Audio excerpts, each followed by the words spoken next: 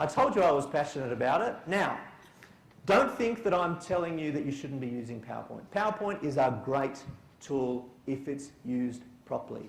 The problem is it is not used properly.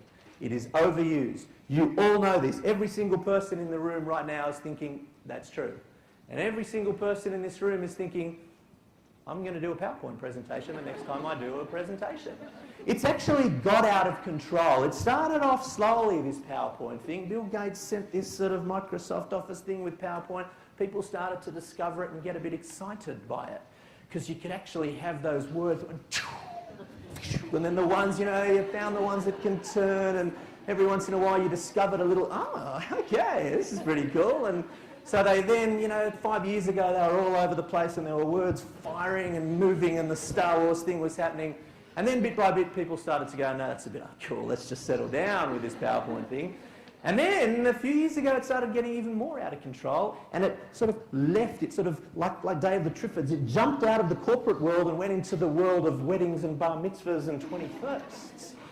And now you can't go to a function, a 40th, a 50th, a 20th, a 21st, without seeing a PowerPoint presentation with some bloody Mariah Carey song underneath, looking at the person when they were born and in their nappies and growing up, and PowerPoint, it's so wonderful. Enough with the PowerPoint. Let's just settle down with the PowerPoint. I'm not criticising anybody who uses it, because when used properly, it can be good. There's 3 very simple things about PowerPoint to keep in mind whenever you're putting a PowerPoint presentation together. Do I need it in the first place? Remember, once upon a time, people would give presentations back in the, you know, in Caesar's day, in Cicero's day, with all those sort of classical Greek and Roman orators, all those people, when they weren't having orgies, they were giving presentations about, well, they were talking about things without any type of visual support. They were just relying on what they had to say and their bodies and their voices, and people would listen to them. You can do it without PowerPoint.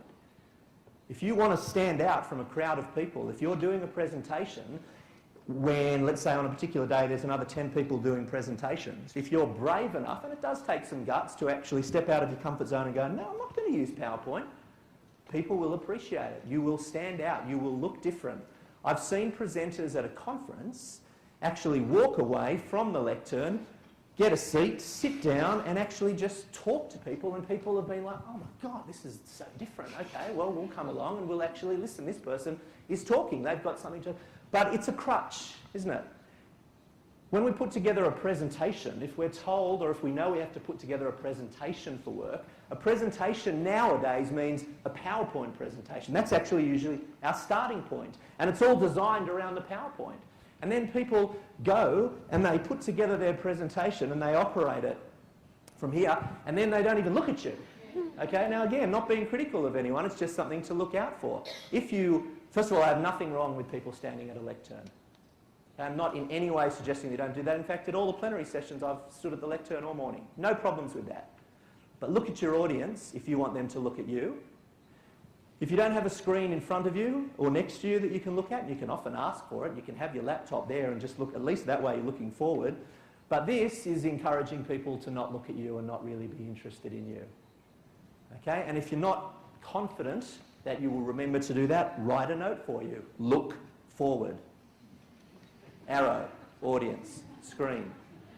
Okay? Just be conscious of where your audience is and where the screen is. Now, do I need it? Limit its use and keep it simple. But I think that PowerPoint slide is actually too complicated. Why don't I just say that? All right, says the same thing. So that if the first slide that you saw was not that, but that, and I started talking about PowerPoint, that's okay. I'll still be talking about it. I know what I'm talking about. I'll still cover the same points, but it's just less for you to read. So you'll be listening to me. That'll just reinforce my message. But if I wanted to talk to you about PowerPoint, isn't that slide enough? Don't I need just one word?